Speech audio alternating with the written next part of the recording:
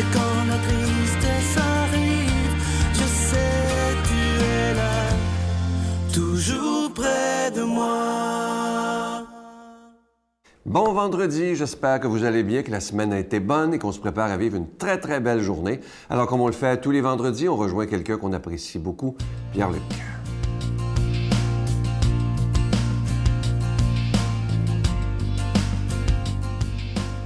Bon matin à vous, très heureux de vous retrouver en ce vendredi 4 janvier où le temps des fêtes se complète. Hein? On s'en va tranquillement vers le retour au travail ou peu importe à la vie normale, on pourrait dire. Ce matin, j'ai le goût de vous reposer la question que j'aime poser. Pour moi, un donneur de sens, c'est quelqu'un qui prend le temps de faire des dons très ponctuels, très spontanés, hein, pas toujours calculés. Et j'aime ça reposer la question, je le fais en conférence, c'est à quand remonte votre dernier don? À quand il remonte le dernier don de sens que vous avez fait? Ce geste, cette parole, ce regard significatif. À quand remonte votre dernier don où vous avez pris le temps avec des personnes ou une personne de faire la différence? Je vous en parle parce que j'ai une courte histoire inspirante de Michel. Hein, je vais taire évidemment le reste de son nom, mais Michel m'envoie quelque chose et je vous le lis parce que je trouve que ça témoigne tellement des dons de sens qu'on peut faire. Il me dit « Salut Pierre-Luc, je suis une personne retraitée, mais en forme pour mon jeune âge. » Ça, c'est bon, ça. « Je vis dans une résidence et je suis choyé. Lorsque je le peux, je vais visiter les personnes malades au CHSLD près de chez moi. Je prends le temps de leur parler de tout et de rien. Mais, écoutez ça, là, la magie s'opère lorsque je les écoute. Ils n'ont pas d'oreilles toujours attentives et je leur offre les miennes. » Là, il termine, « C'est peut-être pas grand-chose, mais c'est mieux que rien. » Wow! Là, Michel, je vous interdis de dire que c'est pas grand-chose, parce que c'est la chose. C'est ça. Pour moi, c'est ça, quelqu'un qui fait un don de sens. C'est un exemple tellement éloquent et évocateur d'un don de sens. Avouez que c'est ça. Ça passe par la simplicité des petits gestes comme l'écoute, s'intéresser vraiment à une personne. Surtout, s'intéresser à des personnes qu'on le sait, qui n'ont pas tant de... Ils ne reçoivent pas, je dirais, beaucoup d'attention. On va le dire comme ça. Là. C'est ce que... Il va plus loin dans sa lettre. Là. Je vous épargne les détails, mais il nous parle d'une personne résidente là-bas qui vraiment... Personne ne va la visiter. Personne. Alors, il est la seule personne qui prend le temps avec elle. Vous imaginez? Puis il m'écrit, c'est peut-être pas grand-chose. Je ne sais pas pourquoi, mais on dirait qu'avec le don de sens vient l'humilité aussi, là, ou je dirais le manque de conscience de l'impact qu'on a. C'est incroyable. Il devrait donner des conférences, vous comprenez? Ça devrait être lui qui prend la parole ici, présentement, pour vous influencer. Lui, il peut faire une différence. Moi aussi, je le fais à ma manière, mais quand même, vous comprenez ce que je veux dire? Je me répète, là, mais les dons de sens, pour moi, ce sont des gestes simples et accessibles. Ce n'est pas des grandes choses. Moi, en tout cas, toutes les fois que je l'ai senti, ce don de sens-là, c'est quand la personne m'a dit « Tu te souviens, tu m'avais dit ça? » Et là, j'ai fait comme « Oui, oui, oui. » Et moi, dans ma tête, là, je ne me disais pas que c'était pour changer sa vie. Ça a fait toute une différence. À quand remonte votre don de sens? C'était quoi? Et est-ce que c'est aujourd'hui que vous pouvez faire une différence? Le long mois de janvier, février arrive. Les gens, après les fêtes, des fois... Ils trouvent ça difficile. Plein d'opportunités s'offrent à nous pour faire cette fois-ci la différence, pour offrir un don de sens dans leur vie, être une personne de qualité. À quand remonte votre dernier don de sens? Il remonte à aujourd'hui pour faire la différence.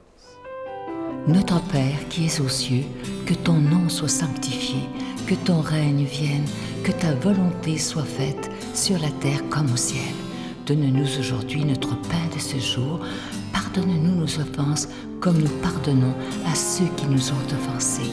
Ne nous laisse pas entrer en tentation, mais délivre-nous du mal, car c'est à toi qu'appartient le règne, la puissance et la gloire, pour les siècles des siècles.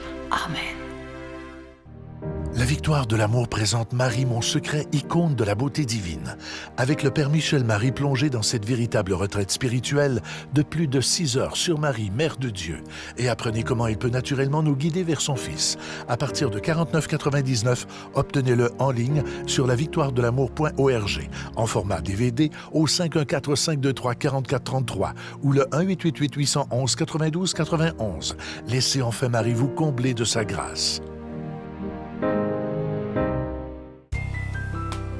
La Victoire de l'amour vous invite à venir vivre des moments inoubliables en Italie en compagnie du père Michel Marie, Miguel Padilla, Brigitte Bédard et la participation occasionnelle de Sylvain Charon. Nous visiterons Venise, Vérone, Pise, Florence, Assise, Tivoli et Rome, la ville éternelle. Célébration eucharistique avec le père Michel Marie. Nous assisterons aussi à l'audience générale avec le pape François au Vatican du 1er au 13 juin 2019. Information 514-288-6077 ou sans frais 1-800-465-3255.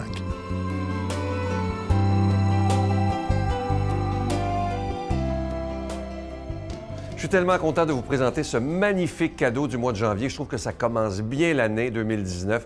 Il s'agit du pendentif de la croix et de la colombe de la paix. Ce pendentif, il est plaqué or et déjà béni. Je vous rappelle que vous le recevrez avec un don de 25 $ et si vous en voulez deux, parce que ça se donne vraiment bien en cadeau, c'est avec un don de 40 $. Je vous rappelle aussi que vous recevrez un reçu pour fin d'impôt. Et pour ceux qui se demandent pourquoi on doit parler d'argent dans une émission religieuse, bien, c'est tout simple, c'est qu'on doit payer pour être à la télévision, que ce soit pour la production et la diffusion. Mais imaginez, au mois de février, ça fera déjà 24 ans que cette émission existe. Ça tient absolument du miracle. Je vous donne l'adresse pour commander La Victoire de l'amour. Casier postal 120, succursale Boucherville à Boucherville, le J4B 5E6, je vous la redonne. La Victoire de l'amour, casier postal 120, succursale Boucherville à Boucherville, le J4B 5E6, également par téléphone, par carte de crédit du lundi au vendredi de 8h30 à 16h30 dans le 514-523-4433, 523-4433 ou sans frais le 1-888-811-9291, 1-888-811-9291 et aussi sur notre site Internet, le www.lavictoiredelamour.org. Je vous rappelle qu'il y a des gens, des fois, qui se disent « Ah, est-ce que je le commande par Internet? » Je veux vous rassurer, c'est un moyen très rapide et surtout très sécuritaire si vous le faites par Internet et évidemment que c'est d'une rapidité. Dès qu'on a votre commande, évidemment, qu'on poste tout de suite. Alors, je vous rappelle ce magnifique cadeau, le pendentif de la croix et de la colombe de la paix, plaqué or, et le pendentif, il est déjà béni. Merci de tout cœur de votre grande générosité et merci de votre prière.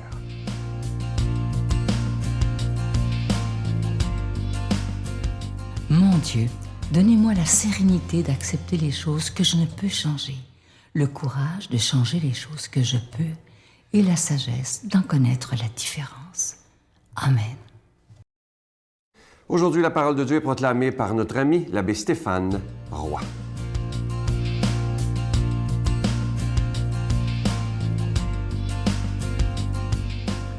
Bonjour à toi aujourd'hui et bon vendredi matin. Évangile de Jésus-Christ selon saint Jean. Le lendemain, Jean se trouvait là avec 2 de ses disciples. Posant son regard sur Jésus qui allait et venait, il dit « Voici l'agneau de Dieu ». Les 2 disciples entendirent ce qu'il disait et ils suivirent Jésus. Se retournant, Jésus vit qu'ils le suivaient et leur dit « Que cherchez-vous » Ils lui répondirent « Rabbi », ce qui veut dire « Maître, où demeures-tu » Il leur dit « Venez et vous verrez ». Ils allèrent donc, et ils virent où il demeurait, et ils restèrent auprès de lui ce jour-là. C'était vers la 10e heure, environ 4 heures de l'après-midi. André, le frère de Simon-Pierre, était l'un des 2 disciples qui avaient entendu la parole de Jean et qui avaient suivi Jésus. Il trouve d'abord Simon, son propre frère, et lui dit « Nous avons trouvé le Messie », ce qui veut dire Christ. André amena son frère à Jésus. Jésus posa son regard sur lui et dit « Tu es Simon, fils de Jean. Tu t'appelleras Képha, ce qui veut dire Pierre. » À quelques jours de Noël, on est devant un Jésus, un grand Jésus. Mais quand même. Tout d'abord, ce qui m'impressionne, c'est le nom que Jean-Baptiste, avec lequel Jean-Baptiste désigne Jésus. Il ne dit pas « Voici le roi, voici le conquérant, le chevalier. » Je ne dirais pas de la table ronde, mais il dit « Voici l'agneau de Dieu. » Et il devait en avoir parlé pas mal pour que les deux disciples, André et Jean, entendant juste « Voici l'agneau de Dieu », partent. Et qu'est-ce que ça veut dire, l'agneau de Dieu? Eh bien, quand on regarde les Bibles et les notes de bas de page, parfois c'est intéressant, hein? Eh bien, on voit que sous le vocable agneau de Dieu, on désigne non seulement l'agneau pascal, hein, l'agneau que le Seigneur avait demandé à ce qu'on sacrifie, hein, à la Pâque, hein, du peuple juif, et puis qu'on fasse cuire et qu'on mange, hein, mais aussi le serviteur souffrant d'Isaïe. Hein. Imaginez, l'agneau de Dieu, c'est celui qui se donne à manger, qui est sacrifié, c'est celui qui justifie les multitudes. Et voilà, nos deux disciples partent à sa suite. L'autre chose qui m'impressionne, c'est que Jésus allait et venait. Est-ce que Jésus s'attendait à quelque chose? Est-ce qu'il jouait l'agace? Hein? Parce qu'habituellement, on pourrait penser que Jésus est un déterminé. Puis, hein, une personne déterminée part du point A et va au point B. Poum! Mais là, il est dit, il allait et venait. Est-ce qu'il attendait quelque chose? L'heure, le timing? Sans doute, des fois, il attend notre timing, l'heure, lui qui est patient. Et la troisième chose, ils le suivent et ils se retournent en disant « Que cherchez-vous? » Et lui, eux, de répondre « Où demeures-tu? » Souvent, Dieu s'adapte à nous pour nous adapter à lui. Que, il aurait pu dire « Qui cherchez-vous? » Que cherchez-vous? On est souvent à ras les pâquerettes, nous, hein, les êtres humains. Que? On est dans le que souvent, dans le matériel, dans l'éphémère. Il va au cœur de nos besoins, parfois si petits soient-ils. Et voilà qu'il nous amène à le rencontrer, lui, notre tu.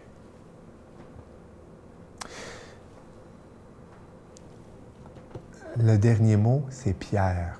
Il désigne Simon par le mot Pierre. Bien sûr, on pourrait parler beaucoup de l'évêque de Rome et tout ça. Mais à la suite de Jésus, en lisant ce texte aujourd'hui, j'aimerais qu'on se demande, et nous, si on était aussi appelés à être une pierre sur laquelle il peut s'appuyer, une pierre sur laquelle il peut utiliser pour bâtir. Et si toi aussi, il te disait, Lucie, tu seras maintenant Pierre. Jacques, tu es maintenant Pierre. François, tu es maintenant Pierre. Le Seigneur a besoin de nous. Et voilà pourquoi sa grâce ne nous manque jamais, au nom du Père et du Fils et du Saint-Esprit. Amen. Je vous salue Marie, pleine de grâce.